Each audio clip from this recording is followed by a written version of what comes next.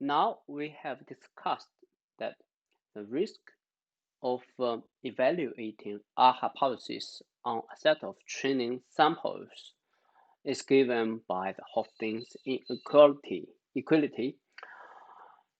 And in the next, we will um, discuss a further understanding of the event and the associated probability from the probabilistic point of view, which will prepare the ground on which we'll establish the theory of the risk of learning from multiple hypotheses. So our plan is to discuss the stochasticity or the randomness associated in the learning process, and then we will provide a brief review of the basic concept of probability theory, which we will use in the following discussion. And then we consider what is the basic outcomes of a learning in the learning process as a random experiment, and the event of we incurring the generalization risk of a hypothesis and an intuitive way of bounding the risk for multiple hypotheses. So the first question is, recall that when we establish the bound of the limit of the generalization risk of evaluating a hypothesis, we talked about is the evaluation on the trained data set when the trained data set has a sufficient number of samples is probably reliable. The chance of make big errors in terms of the evaluation of the accuracy of the hypothesis is small. But while we are talking about the chance of something, we're talking about something is probably correct or incorrect. Random concept like that, we would like to figure out fundamentally where is the variance come from. Why we cannot establish for certain that something is the quantity of the difference is above or below some threshold. We have to talk about the chance of that quantity is above or below the threshold.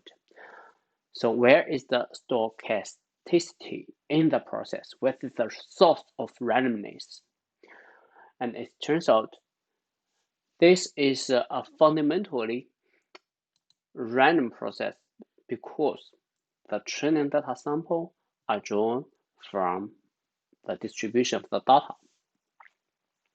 So before we further consider this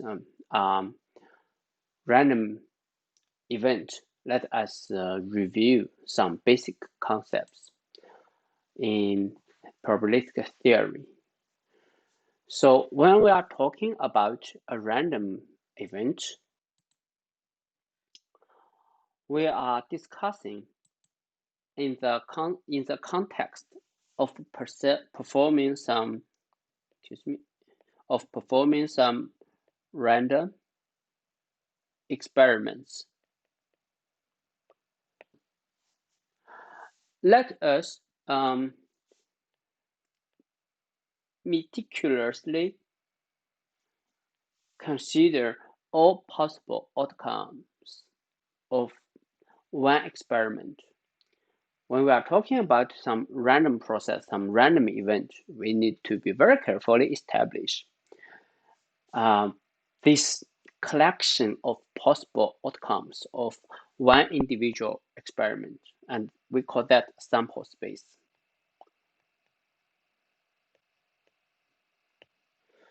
For example, we are talking about the experiment of rolling a dice, then the sample space would be the outcome of dice. If the points, how many points the dice has produced is of your concern.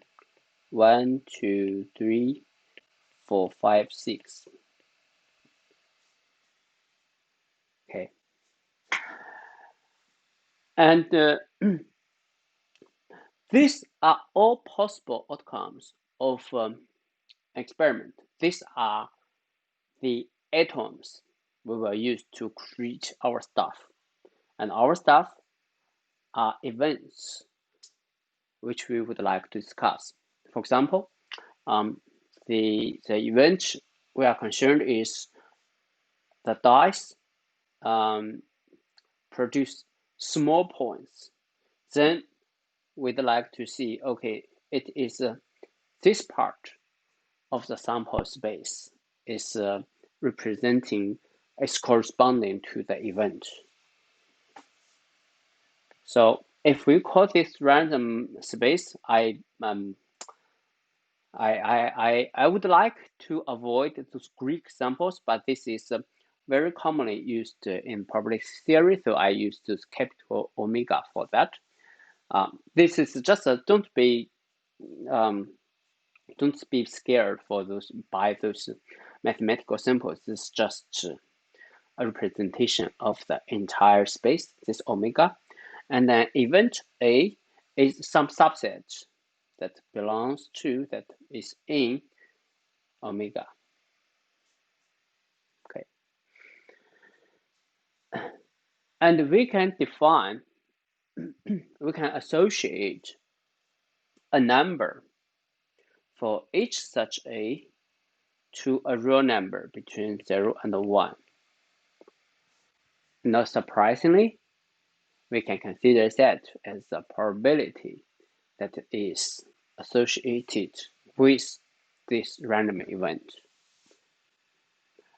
A sometimes happens, sometimes it realizes, sometimes it does not, depending on whether the random experiment will generate a sample that lands within the area defined by A. And the chance of this is associated with the probability of A. So for this simple example, it's obviously that the probability of have a small dice outcome is 50%. So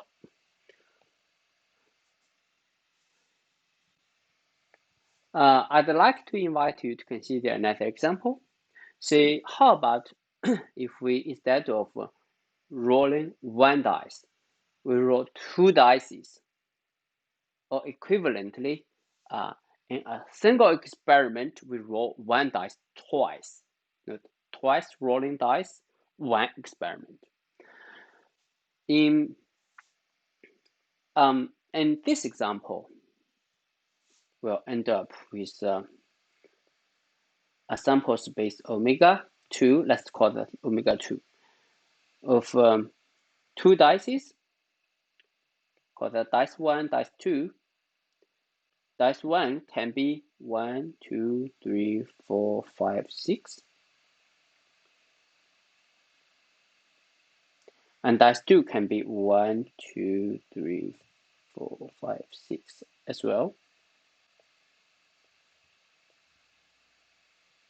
Look, now we have a larger sample space. If we consider the event that in this larger, wider sample space, we can consider some more interesting events. See, the event of all dice produce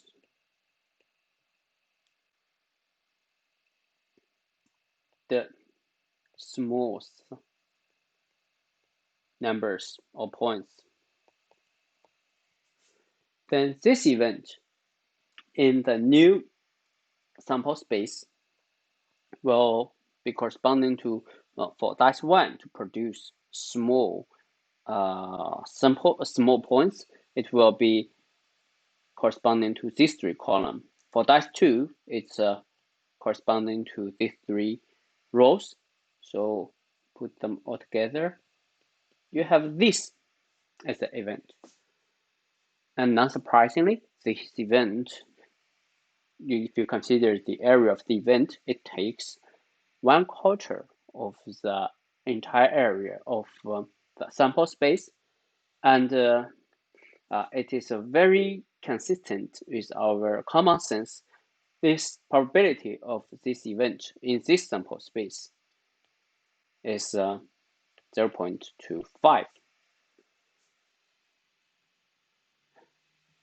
And also, it is intuitive, straightforward to generalize this even more to the case of 3 dices, and then you will have the chance of all dices produce small points to be 0.125, which is 1/8. And if you play this concept a little bit with a little bit more imagination, let's consider the event of how about if the sum, let's consider the 2 dice, the sum of the 2 dices is equal to, say, 6. Then you can mark 5 and 1, and then 4 and 2, and then 3 and 3, so on and so forth. Well, then you can count the areas occupied by this event, and with the ratio of the entire area, and get the probability of this. The advantage of employing the formal language of probability theory is that it allows us to discuss the relationship of different kinds of events in a formalized, while uniform framework of languages. Say, when we consider in everyday language, all dices produces small points, we implicitly consider the factor that how many dices is involved in this description, and this description describes different events in different sample spaces depending on the number of dices. Correspondingly, later in our discussion, we will consider the generalization risk between the in-sample and out-sample errors. While this statement implicitly involves the configuration of the in-sample errors, the training samples. It refers to the number of the training samples. So we will need to formally describe the statement in the mathematical language. Also, using probabilistic theory language, we're able to establish the relationship between events and the set associated with these events quantitatively. To be concrete, we will use a very useful relationship. See, if statement A necessarily implies statement B,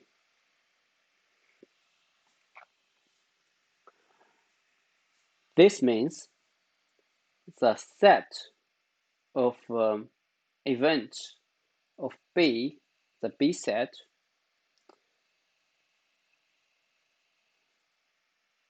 contains the set of A. And then it implies the probability of A is smaller or equal to the probability of B. How comes this relationship? You can think about it carefully for maybe another 1 minute, 2 minutes.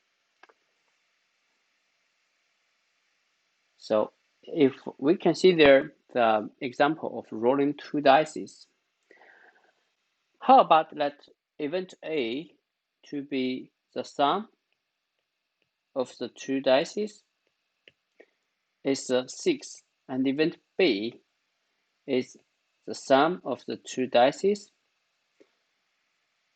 is smaller or equal to 7. So in this case, the statement of A describes some condition that is stricter, that is more constrictive than the statement of B. If the outcome of the element, the atom outcome of the random experiment falls within A, it must also falls within B. That is the relationship that necessarily implies. If whatever in A must in B, then you will have B contains A. This relationship. So in the example here, A is here and B are all the grid cells in this triangle area. So the area of B contains the area of A, and then correspondingly, the probability of A is smaller than the probability of B. So this seemingly a little bit complicated logic relationship provides us a very useful way of converting some inconvenient statement about the random experiment into something that is more manageable, that something that is manageable in a way that is that can be treated using finite theories, which we will use shortly later in this lecture. So let's come back to our question for now. What is the omega, the sample space of a training process,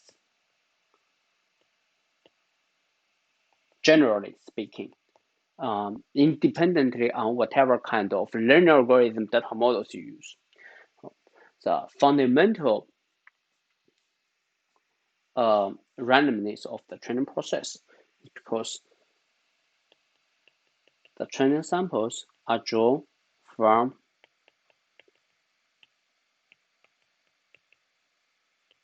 the data distribution.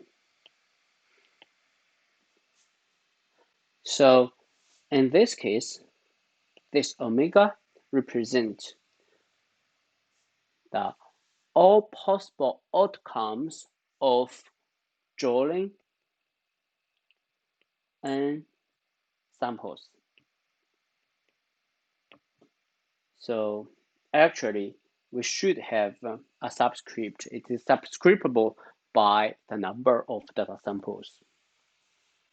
If you one data sample, it will induce a different database than if you draw 10 samples.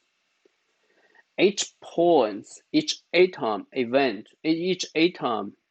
sample in this sample space, not to be confused by these two usage of sample.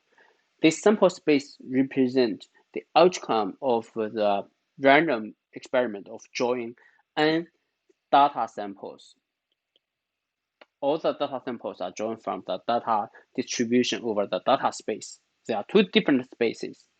Each point in the sample space omega n represents n data samples from the data space. Okay. And a set in the sample space represent a set of training data sets. So this is a set of sets.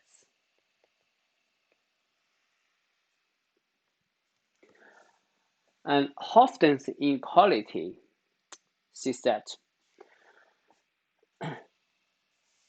given a hypothesis H, then for this hypothesis,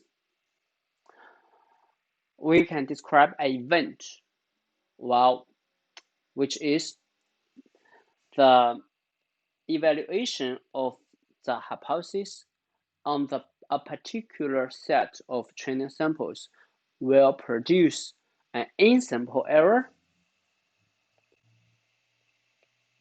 where E in, let's call that H, and call this, each of these, let's call it capital D, Di, call that Di, Dj, Dk, something like that. This Di, it differs from the out-of-sample error H by some amount which is exceeding to epsilon. So given the hypothesis H, given epsilon, you will have some red area, just to show intuitively, not necessarily this is a continuous, cohesive area like that. It could be something like this, but it is the total area of this kind of event. The event set is our concern, which determines its probability. This will reduce when you employ more and more n in larger, let's call that larger and larger sample spaces. So then there is an intuitive way of excuse me.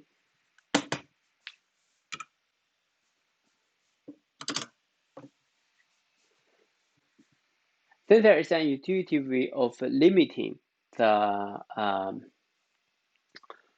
bounding the risk of multiple hypotheses, since as one hypothesis will specify one bad area.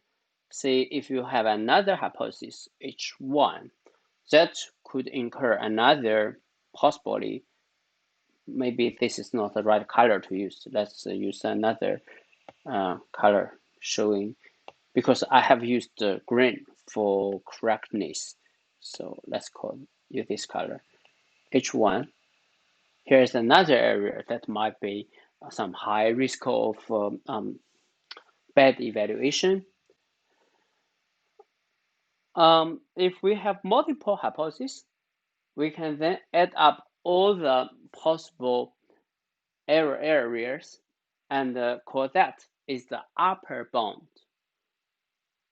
of, we end up with large difference in the evaluation in the training sample and the out-of-sample error of those corresponding hypotheses. Why it is an upper bound? Because by straightforwardly summing the area of those areas together, we exclude the possibility that different areas could overlap. But to err on the safe side, we can say at most, the probability of have large generalization risk is the sum of the individual bounds.